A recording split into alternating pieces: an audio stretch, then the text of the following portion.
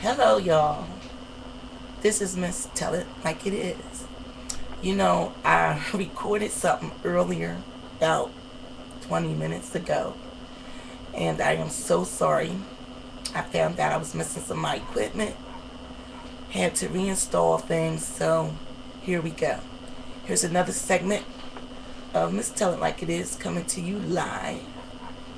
I have a lot of things on my heart and mind that I wanted to share with you guys. I know you haven't seen me in a while, and that was due to I'm kind of ill right now, and sometimes I'm not able to really, get up and make myself look glam little.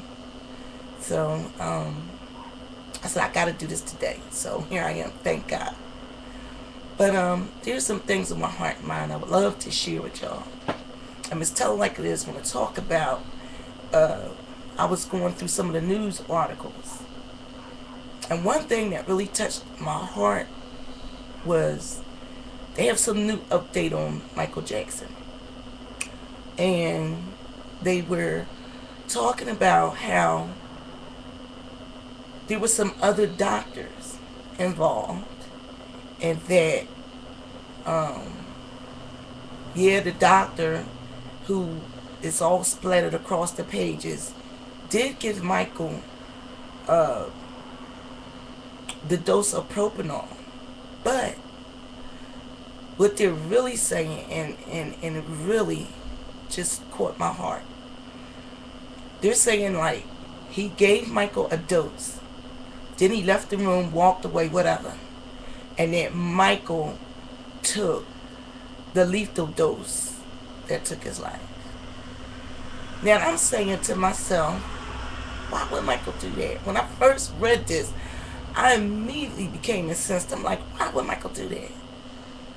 And then it hit me like, would Michael do that?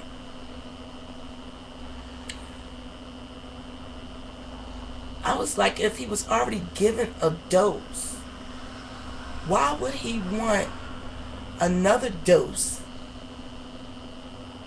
And who knows what it could do to him? And so that's what they're trying to say, and that's just so heart wrenching. And then they was talking about Michael Jackson's mother, how she went and living next door to Britney Spears, and it's a beautiful home. She's renting a home. But my whole thing is, I wish they would leave Michael Jackson alone, for real. Because it's not like they're telling us this because they care. I just feel like it's one more stand in the heart for those who really gave a good gosh darn about the young man. And to me, they just all cruel, evil people. Now, the other thing that really I wanted to touch bases on, let's tell it like it is, wanted to share with y'all, is that somebody brought a movie over my house, and it was called Kids, and it was dealing with these kids. I mean, they actually filmed these people. Now, I don't know if these were actors portraying kids or if they were really kids. But I said, whoever made this movie, if these are really children having sex, I don't know how the producers did it.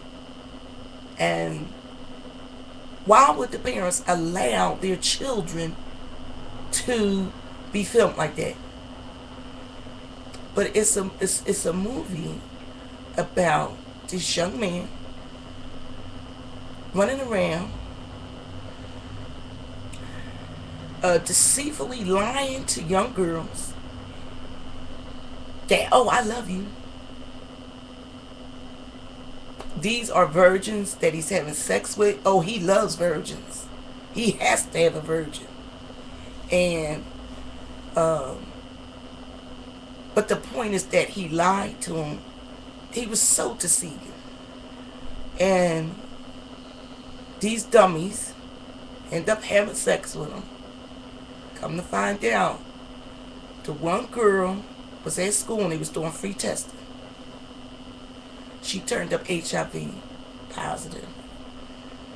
So to make a long story short, she went around, the whole picture was evolved around her running around looking for this young man to tell him, say, look, hey, you know, you have HIV, because that was her first sexual experience.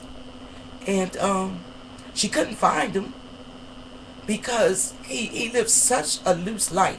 And that's another thing that really got my goat in this picture. You never saw any parents, any type of positive role models in this picture at all.